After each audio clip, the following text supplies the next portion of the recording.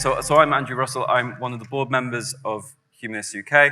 I have a background in philosophy and public affairs and communications. So I am quite privileged to intro this talk from Julian, and excited that it's the first one to kick off the convention as well, because in an increasingly globalized, connected world, one that is also possibly contradictorily polarized both globally and within our own societies, it's vital that we understand both our own ideals and the cultures and ideals of others.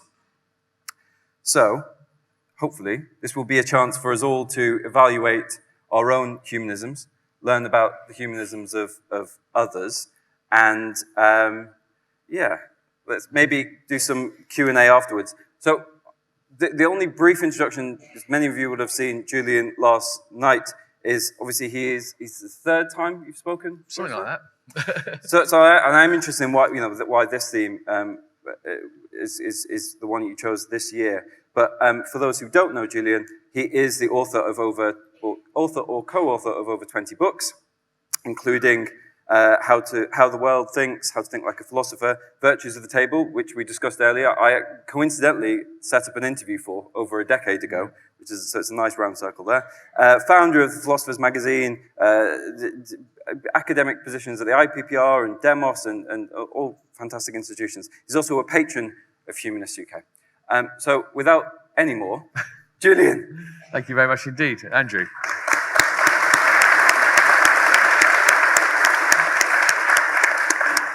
Well, I should be a bit more in my comfort zone this evening than last night doing the magic show. Apparently someone walked in the middle of the show and perhaps didn't quite know what was going on and said to somebody, "That comedian's not very funny. I think he thinks he's a philosopher."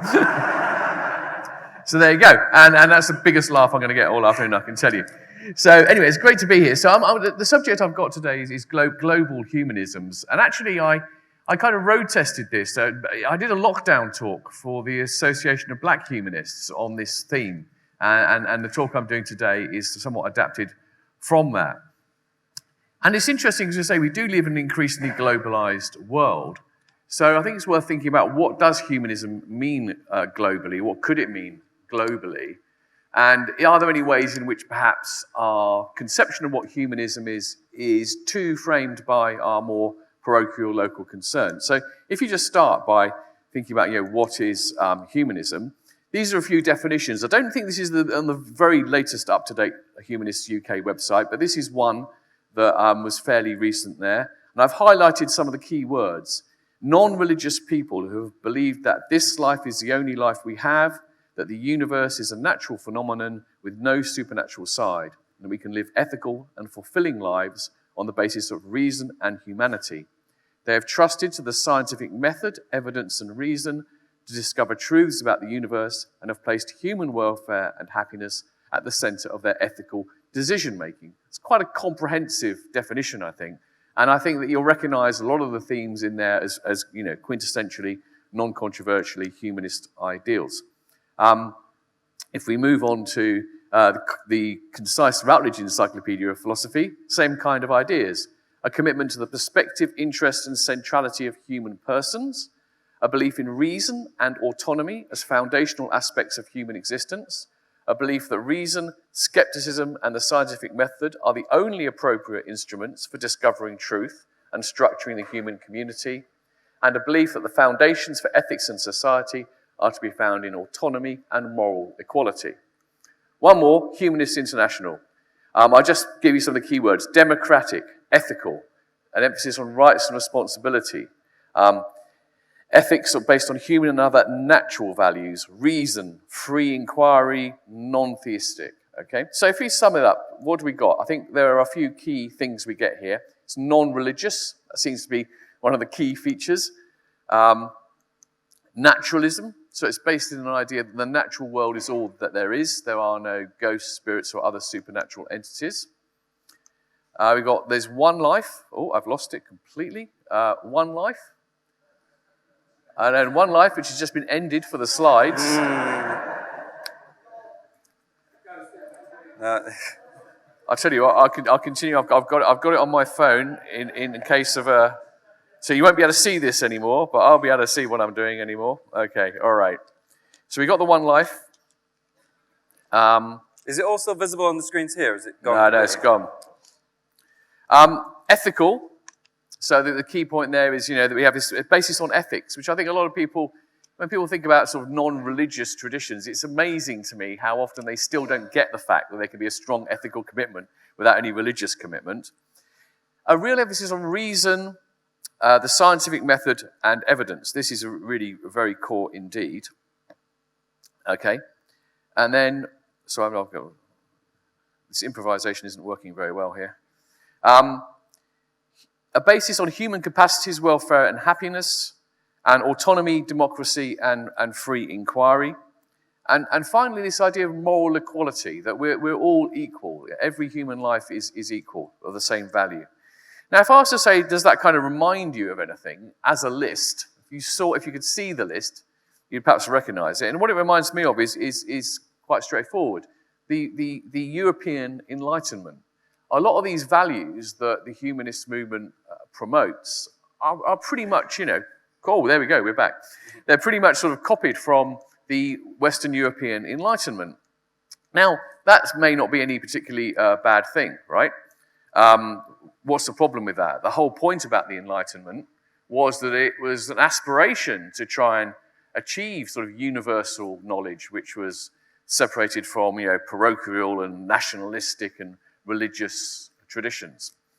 And so, to some extent, the fact that there's this very strong connection between what we take to be humanist values and the European Enlightenment values is not too surprising and perhaps not disturbing even. Disturbing would be too strong, but I think it still raises a question, which is I think that these days no one can really afford to be complacent that, the best of our kind of worldview is the universal template for everyone. I think we've all learnt the fact that no matter how much we love Enlightenment values, no matter how much we celebrate them, the idea that Europe, almost like uniquely and completely, has grasped all the values the world needs to live by, seems to be somewhat implausible. And so I think it's worth thinking a little bit more about how we understand these values and asking whether or not, in other parts of the world, humanism might look a little bit different. Because one of the things I think, one of the values I don't think came up in any of those definitions, which I think is a value really worth considering, is the value of pluralism. Now, pluralism isn't kind of anything goes. It's not like relativism. It's not, well, what's right for you is right for you, and what's cool for you is cool for you, and you do what you want, I'll do what I want. Pluralism is more modest than that. It simply says that there may indeed be more than one way to live a good life. There may be more than one way to order a good society. Some ways will be bad. There are wrong ways of doing it. It doesn't mean anything goes, but there's just more than one. So I think if we're going to sort of imagine the credible possibility of a pluralistic humanism globally, we ought to think about what features of humanism that we might assume to be central might actually be a little bit more potentially variable. And of course, humanism is an international movement. This is a map of the members of Humanists International.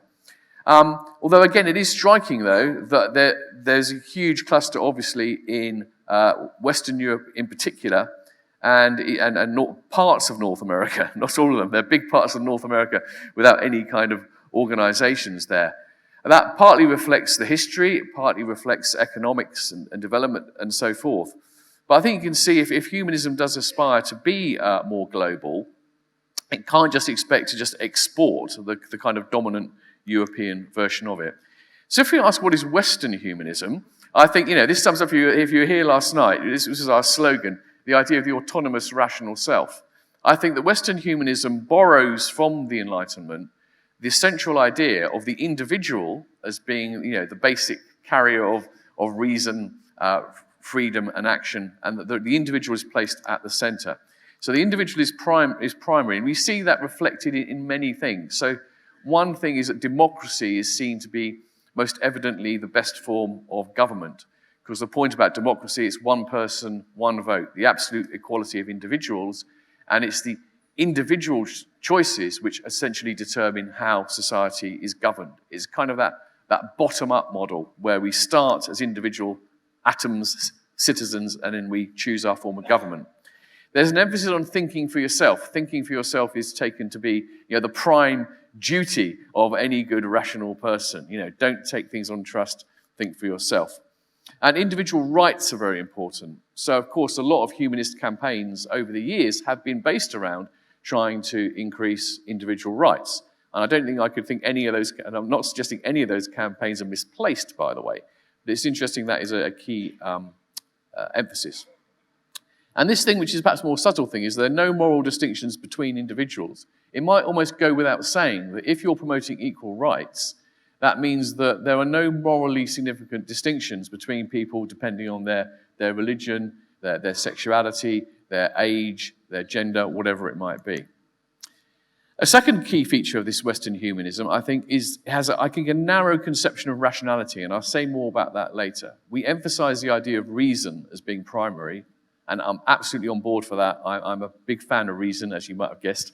But I think perhaps we sometimes have a too narrow conception of what that means. And the next thing is so based really around the scientific method. That's the thing. And has also, I think, a very specific conception of naturalism. As humanists, we believe the natural world is all that there is. There's nothing supernatural.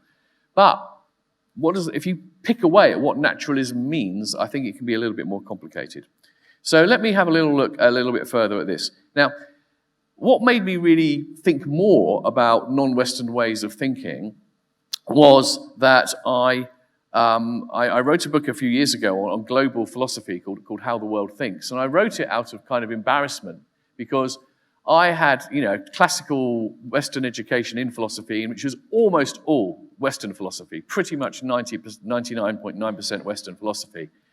And for a long time, I felt that was kind of okay. That was a tradition I was working in. It wasn't a disgrace not to know anything about other traditions. But eventually, I was persuaded it's too narrow-minded. I ought to expand my view.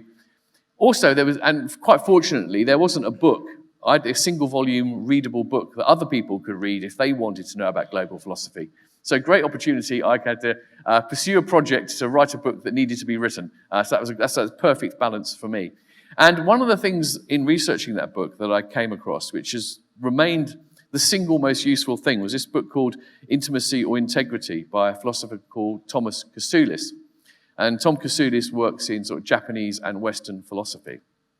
And what he's describing in this book is the broadest possible generalization you can make about Western and non-Western philosophy. Now, obviously be careful here. He's not saying that all Western philosophy is like this, all Eastern philosophy is like that. He's a much more subtle thinker than that. The way he puts it, I think, is really clear. He says the differences between cultural traditions and intellectual traditions is not really what they contain, but what's foreground and what's background. So in other words, wherever you go in the world, you'll find people are familiar with all the key moral and intellectual ideas that we are, reason, evidence, rights, duties, whatever it might be. But in different traditions, different things, certain things are foregrounded and certain things are more in the background. Now, this is a very general, Kasulis says there are two very general ways of looking at the world, which everyone around the world, we use both ways of looking. We switch between them. But which is dominant depends upon your culture. Now, in the modern West, we have what he calls the integrity orientation. So what that means is when we look at the world, we tend to see it as composed of individual parts. We see the parts as primary, and everything is built up from them. So goes back, think about democracy. Democracy is one person, one vote, and the system of government emerges from that. Natural science has worked very, very successfully by breaking things down into the simplest parts, seeing them as primary, and understanding everything as being built up from those. The same kind of attitude then gets attached to other disciplines as well. Even in philosophy, conceptual distinctions are made very sharp and very distinct. And in sort of social sciences as well, economics aspires to this kind of have as much of a kind of reductionist model as possible. Now, on the integrity orientation, on the other hand, rather than seeing the world as primarily composed of small elements which are then linked together, it takes what you might call a more holistic view It takes the idea that to understand what anything is, you have to understand its relations to other things. That when you isolate something individually, you don't, as it were, get to its essence. You actually strip away from it a lot of the important things about what it is. And I think the clearest example I can give of this is a simple one of us, individual people. What does it mean to be you? On the integrity view, the way to understand what you is, we would take you and look at you, your thoughts, your beliefs. We'd scan your brain maybe, we'd look at your body, whatever it might be, and we'd get to know what you are by doing that. On the intimacy way of looking at things, that misses so much, which is important to understand who you are. You are somebody's son, daughter, brother, sister, colleague, neighbor, friend, co-worker, whatever it might be. You're Welsh, you're British, whatever these identities are. To understand who you are, you need to understand all the relations you have to everything else in the system. Otherwise, you're missing something. Okay. So that's kind of the simplest example you can give of the difference between looking at the world through an integrity lens or an intimacy lens. And remember, the point is not that one is right and one is wrong. They both have their purposes, but which is dominant? And in our culture, the argument is the integrity one is dominant. So we can see that as one way of putting it. We see things as individual atoms or interrelated ones. Now, the point is this. If you then sort of imagine what the world looks like if the emphasis is in a different area, it's on intimacy rather than integrity, the various consequences follow from that. So one concerns ethics and politics. Now, in Chinese culture, for millennia, there is this key virtue of harmony. It's most closely associated with the Confucian tradition. You also see versions of it, I think, that in the Taoist tradition as well. That means something perhaps a little bit different there. Now, harmony as the prime value in Chinese culture, it shouldn't be underestimated. I read about this, and I visited China briefly, and actually once you become aware that this is the key value, you notice it everywhere. I even went to a Western academy in Beijing to give a talk, and one of their slogans was "Find your harmony." That sounds like a really weird sentence in British English, but to Chinese people, this sounds fine. If you notice now, if you ever hear representatives of the Chinese government talking on British radio or things like that, they will often refer to harmony as the thing they're trying to achieve, all right? Well, what is harmony? And, by the way, historically as well, if you go to the Confucian temple in Chufu, there's these gates of harmony, gates of maximal harmony, whatever it might be. What does harmony actually mean, though? Because you might be skeptical. You might think harmony in Chinese culture is basically know your place, don't rock the boat, right? So it's all about conformism. Well, abused, it can be about that, but it's not meant to be like that at all. All the classical Chinese texts on harmony are very clear that harmony is not about eradicating difference. It actually requires difference. So some of the sort of images used to explain what harmony is, a very common one is soup. And this is like not quite a soup, it's assorted meats and organs congee, which I had in Shanghai or something. Now, what makes for a good soup? Well, you don't get a good soup if you just have two things in it, right? Good soup requires that you have this balance of the different elements, the herbs, the spices, the broth, the meats, the vegetables, different textures even. It's only because there is diversity in the soup that you get the harmony of the whole. Same with a piece of music. One instrument playing one note isn't music, right? You get the most beautiful music when you have different instruments playing different notes, but they all harmonize together. So this is the ideal of harmony, which has been central in Chinese culture. And the pursuit of harmony is the primary political and ethical goal. In the family, harmony matters. In the state, it matters. And that means it matters more, historically, than other values, such as, for example, you might call individual liberty or even equality, right? Now, again, I want to stress, it doesn't mean that individual liberty doesn't matter to the Chinese. That's just almost like a racial slur to say that. And it's not that they have no conception of equality, but historically and even still today, harmony is seen as more important. Now, if you're skeptical about this, you may well think that it's true that over the years in China, we've seen quite a lot of the pursuit of harmony has often led to the mistreatment of individual rights. This is a view of the Forbidden City in China. And for many years, if you were occupying the view of these two people, you would have been executed, because as a commoner, you weren't even allowed to look into the Forbidden City. So it is true that historically, these values have been associated a lot with hierarchy and the eradication of individual rights. But we've also got to remember that historically, the West hasn't done too well in lots of its things as well. We've had a very hierarchical society for millennia. So I think that one shouldn't sort of like tarnish the value of harmony by the way it's been used in history. And the way it's used today is a simple misuse. The Chinese Communist Party appeals to harmony, but most people would accept the fact this is not harmony in the traditional Confucian sense. To give you an example of this, Hong Kong, one country, two systems. One country, two systems was a formulation which fitted the classic template of harmony as a political ideal. It was the idea that we have differences, but we should find a way to accommodate them, but nevertheless within the one nation. So it was a very Confucian, harmonistic formula. The point was it was abandoned, because actually what the Chinese Communist Party is trying to do now is to not have any harmony which has diversity at all, is trying to impose the sort of Han majority culture and the Chinese Communist Party worldview on everyone. So they're misusing harmony. But in exactly the same way, let's not forget the fact that in the West, we have, say, values around freedom and liberty, and those values are repeatedly misused.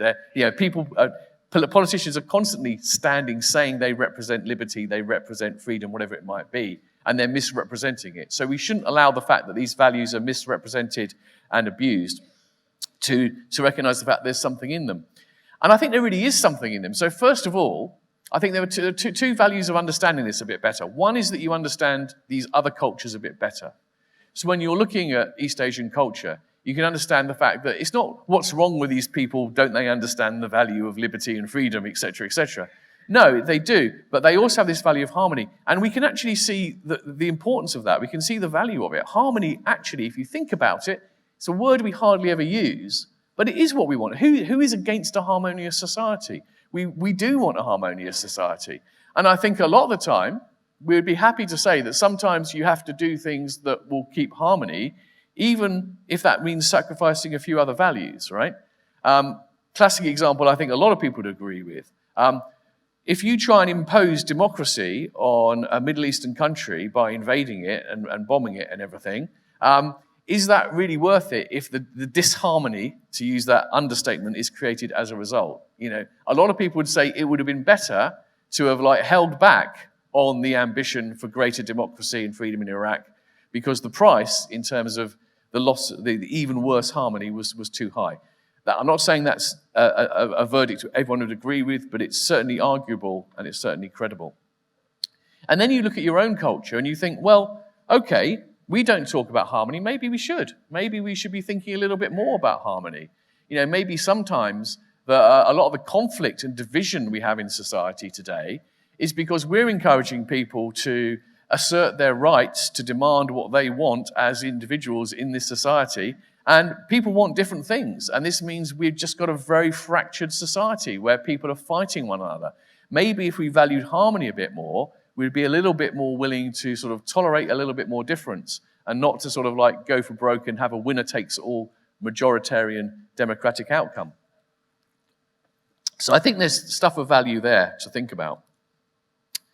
Ubuntu, I'll briefly say this. I mean, you may know this term Ubuntu, which is a South African term, and there's versions of this kind of value occur in many African societies. But broadly speaking, the Ubuntu way of looking at the world is very much, the words are very hard to translate, but it's something around the fact that, you are who you are through others. It's kind of that idea of connection between us. So in cultures where Ubuntu is a key value, rather than this idea of you have elections and the winner wins and governs, etc., the aim is always to achieve a consensus. Consensus is the key thing you're trying to do.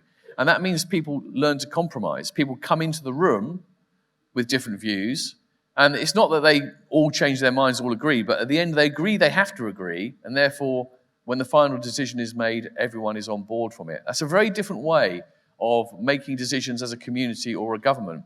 But it's a way which has worked. And arguably, you might say it works better in the small-scale societies, towns and villages.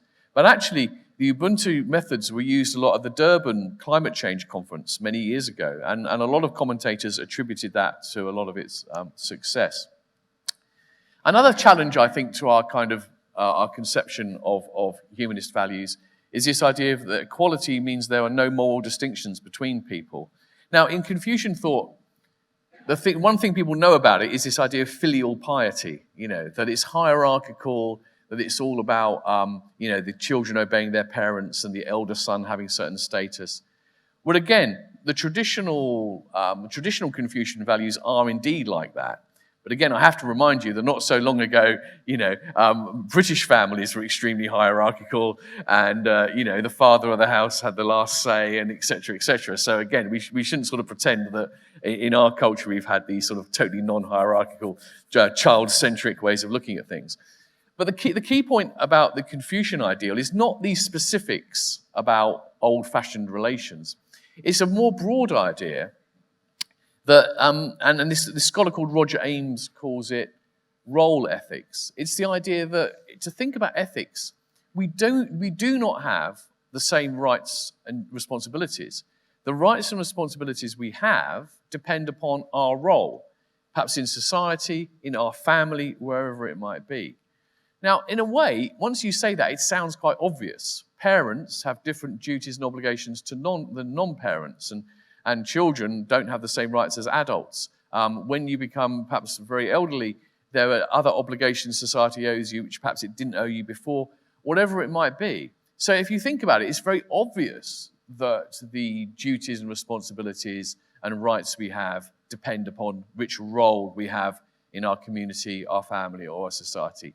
But once you accept that, you've also, I think, got to accept the fact that that means that the kind of equality which says we don't make any distinctions between people on the basis of their role, doesn't really work anymore. You've got to have that difference. And I think that's a really challenging thing for people, because we become so accustomed to thinking that what equality basically means sameness in terms of moral treatment. And maybe it doesn't quite, and we have to think about that. And the other thing I should really sort of try and wind up soon, which is the humanistic conception of reason follows the Enlightenment conception of reason, in which it's really based a lot around, it's based on the idea of science and logic, okay? So I'm losing bits and pieces here. In a lot of non-Western traditions, you find that there's a more expansive idea of what reason is. Science, evidence, logic are really important. I value them a lot, but they are not the only forms of rationality we have. In Japanese thought, for example, philosophy will often include poetry. Poetry is seen as a mode of doing philosophy. This book here I've got called Sage Philosophy by Henry Odair Oluruka. This was a really interesting work in which he kind of tried to set down on paper the oral wisdom, the wisdom which was transmitted through generations, right? Through these sages, people in the community who didn't simply repeat. The idea of a sage, in his view, wasn't someone who simply repeated conventional knowledge, but they also had their own sort of wise take on it. And I think the idea, we have to sort of think about, what does it mean to reason? What does it mean to think well? And not sort of like fall into the trap of thinking that the only real model for good thinking is scientific thinking, because that doesn't really, I don't think, it's a story for another day, but for example, I don't think you can do ethics on the model of science. And then finally, this idea of naturalism. So to be a humanist, you've got to be a non-theist. I think that's absolutely true. But does that mean you've got to be non-religious in every possible sense of the word? I'm not so sure. If you look at other parts of the world, you find that the distinction between a kind of religion let's put it this way, the connection between religion and a supernatural worldview is not quite so obvious. So we know, in Chinese, Japanese culture, there's this almost kind of veneration of nature, but nature is not seen as being apart from us at all. So in China and Japan, I'd say traditionally are entirely naturalistic cultures, and yet there's a kind of religiosity about their attitude towards nature. And that's something which, we don't want to dismiss because we're just knee-jerk anti-religion. Buddhism, of course, is a tradition which is very, very diverse. And I think a lot of people like to play down the fact that there are lots of forms of Buddhism which are full of supernatural nonsense, like prayer wheels and all this kind of stuff. But Buddhism also has a very sort of strong naturalistic tradition, a way of understanding what we are in ways which, you know, they may not be entirely correct, they need to be brought up to date, but it's a very naturalistic way of looking at the world. And Confucian ethics, I mean, I think China, if there's a civilization which has a claim to have the deepest history of a naturalistic worldview, I think it's China, okay? That people might be familiar with this phrase, the way of heaven. But the way of heaven in Chinese thought, it's not about some other supernatural world. It's really a way of talking about the natural order and the way it should be. So I think we need to sort of think about how, in our desire to be naturalists, naturalism doesn't mean just a sort of a very narrow, dry, scientific reductionism. There are ways of believing that the natural world is all that there is, which do not lead you to that kind of entirely sort of high, scientific way of looking at things. And the point, again, it's not that, so therefore we should change how we understand naturalism necessarily. But if we're interested in humanism as a global movement, we should be open to the idea that in other parts of the world, people may share the same fundamental values as us, but they may interpret them a little bit differently, and they may not look familiar. So I'm not going to go through this slide because I want to save a little bit of time for questions and answers. But these are just a few of the things which I think should be features of global humanisms. Non-theistic, but that doesn't necessarily mean no trace of religion in any kind. Naturalistic, but again, you know, maybe not in the way we understand it most, which is based on the scientific method.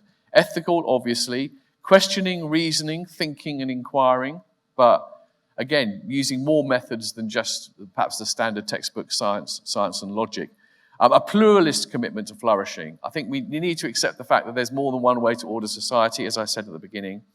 And this idea of think for yourself, not by yourself, this is my sort of T-shirt slogan these days.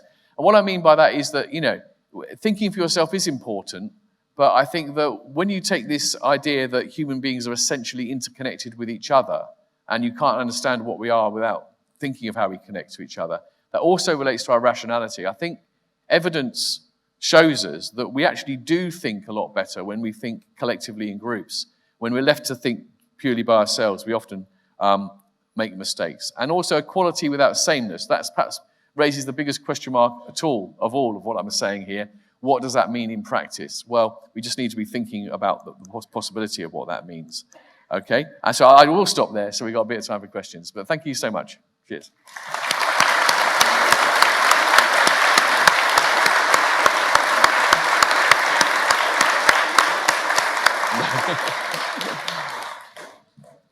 Thank you so much, Julian. So I'm wondering what the direction of travel is that your thinking's taken you in terms of the globalization of humanistic ideas, because it sounds like you're moving in towards an integration of Western and Eastern philosophies, and whether that might consist of something like an integration with Taoism or Confucianism, for example. Yeah. So is there an overarching vision that you're in? Well, yeah. I mean, I think integration. I don't think is quite exactly the right way of putting it, because I think we should have in the very, very long term. Maybe we will all end up in the same place, but I think our cultural differences are very, very deep rooted. This is the thing I really sort of struck me writing the book on global philosophy, which is that despite the fact we're in a globalized world, there are still very, very sort of profound differences between places that look superficially the same. You know, I mean, Tokyo looks like New York in places, and yet the way people behave is very different. The way they think is quite different. And also, I think, like I've said, so I don't think it's a full integration, but there's kind of a metaphor I use, which I find quite helpful. If you look around the world, I think you'll find that we're all operating on the same basic values set. Wherever you go, people will value equality, freedom, harmony, fairness, whatever it might be, across the range. We all agree on those things. The difference is, it's like a mixing desk in a recording studio, where as the producer, you have to decide, am I going to turn up the bass, am I going to turn up the drums, am I going to turn up the guitars, whatever it might be. Things are set at different levels. So in different cultures, the levels are set differently. So, in China, harmony is set way up high. And as a result, they could turn down the equality and the freedom a bit, right?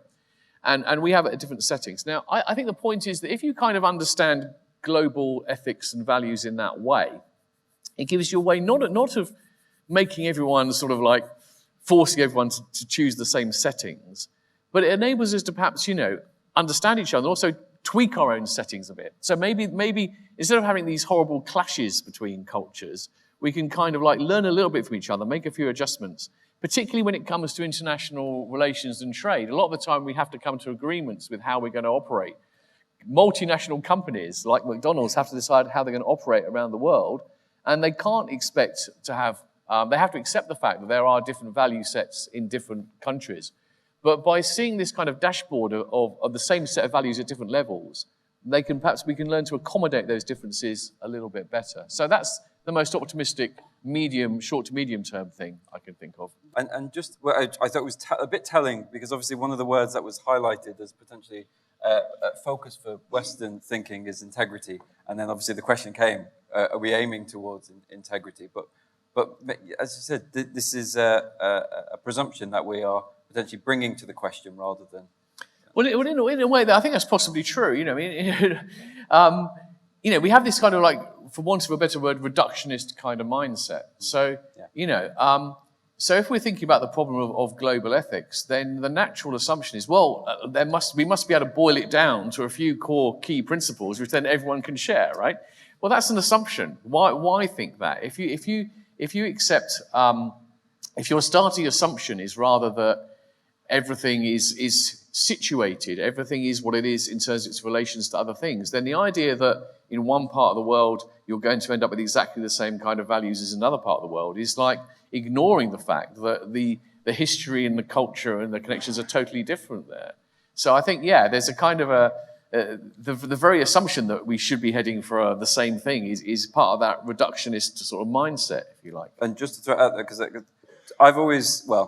I've long thought, does this come from a monotheistic background where essentially the world is captured by truth and goodness, which are one whole unity. And maybe that's something in the background of our minds that even though we all might have tried to throw that off, it's still something in there that is the way the world is. It must cohere in that way. But I think there's something to that. I think that's true. Yeah.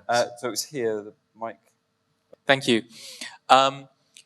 I like your metaphor of the producer's mix panel, right? And they get to slide up and down different values in different societies. And maybe we won't end up with a single mix panel for all of humanity. Maybe different societies will have their own version. I'm trying to understand what is the minimal set of knobs we need on this panel to describe, what humanity needs. And it seems to me, from listening to what you've described, it seems like there's an important knob around rationality and naturalism, right? Like, are things scientific, or is it something supernatural we cannot understand? Something on the ethical side of individual equality, and every person has the same. And also something about harmony. I'm not sure I understood, and these are kind of like growing in a Western society, these are things I understand less. Should I interpret Ubuntu and harmony as two different things? And if so, what is the difference between them? Ubuntu and harmony? Ubuntu and harmony, okay, right? Yeah. Like, what is the distinction? Or are they both around, yes, don't just think for individual equality, but we should also think about the sum is greater than the parts, perhaps? Harmony and Ubuntu, I wouldn't want to say they're identical. Because partly one of the things one's got to resist is sort of like trying to always interpret what's thought of in one part of the world as though identical something else. There are two things that you've got to avoid, two equal and opposite mistakes. One is to make out, Confucian harmony, Ubuntu, they're identical. Confucian ethics is actually Aristotelian ethics, they're identical. And the other thing is to exoticize things so that everything becomes so alien and different you can't even understand it. The relationship between harmony and Ubuntu is they're both ways of thinking which place the primacy on the relationality of individuals within society rather than on their individual liberty. That's the deep connection between the two. But I'd hesitate to say that means they amount to exactly the same thing. But the idea about minimum levels is very interesting, of course. And I think this is where, ethics is partly about winning arguments and making a case. I think that, I'm not one of these people who sort of like is sort of like renouncing Enlightenment values. I think the Enlightenment did some great things, and I think that part of our responsibility is to make the case for minimal quantities of individual freedom and liberty in cultures where those minimums are not being reached. But we have to kind of make that case, and in a way we can sometimes make the case better by also appealing to ethical ideas within the own culture which are a bit different to that. So I think, for example, harmony essentially cannot be achieved by the suppression of individual liberty too much. It's counterproductive to harmony. So you can kind of it's not either or. You can use those two things together. When I first went to India, I was very puzzled by the fact that nobody actually said anything they thought or gave an individual opinion of any kind. And I expect I appeared rather rude by sort of having individual opinions. And conversation consisted of gently batting forth cliches and a gentle bit of teasing and so on. And I realized after some time, I have to say, that the idea was to keep a nice mood in the group. And then, of course, it occurred to me to wonder how anything actually got done. And it took me a lot longer to work out the subtle methods by which things got done. And it strikes me now that with our open and direct and truthful approach in the West, are we at a grave disadvantage when large parts of the world are working at a much more subtle level? And also, whether have you considered the question of power? In the West, we attain power and then we try to give it away in a kind of goodness, and we go off to cultivate our garden. But certainly in India and other places, power is something you keep accumulating, and there is never enough. There's not that sense of fair play. So do you think that would work against Western thought in the long run? In the question of and blind spots where we might sort of put ourselves at a disadvantage, either because of subtleties that we don't recognize, or because of different conceptions of important things like well, power. yeah, I think that's true. I think that it's one of the real importances of trying to understand more about. I mean, global philosophy is a window into culture. You can also try and understand culture more directly by looking at things like anthropology and etiquette and all that kind of stuff. But however you do it, that's really important. And I think that, a lot of people have said that a lot of mistakes in foreign policy have come about by people simply not understanding the way these cultures work and everything, not understanding a lot of the deep dynamics, and therefore assuming you could go in and people would be, jumping in the streets and not adopting your lovely democratic model because it's obviously the best thing for them. Power, I mean, I'm not sure about your point about power in the sense that whether I'd see it as a Western, non-Western thing that we give power away and other people hold it. I think it's much more subtle than that. I mean, America, as a dominant Western power, America, I don't think has really been giving away power too much. It's been trying to spread certain ideals in some ways which are good, but it's also been very keen to maintain its sort of hegemony as the dominant world power. So I'm not sure about that one, but it's an important thing to think about. The question of power is always an important question. Who holds the power? And I think trying to reduce that. But again, that I think is one of the great Enlightenment ideals. One of the main sort of like drivers of the Enlightenment was the recognition that power was too concentrated in the hands of certain vested interests, often clerical, and that the dispersion of power is vital to create a good society. That's something that I think we should try to export, but not export with subtlety. We need to sell it. We can't just impose it. Okay, well that's another humanistic value. So on that, big round of applause for Julian Baggini. Thank you.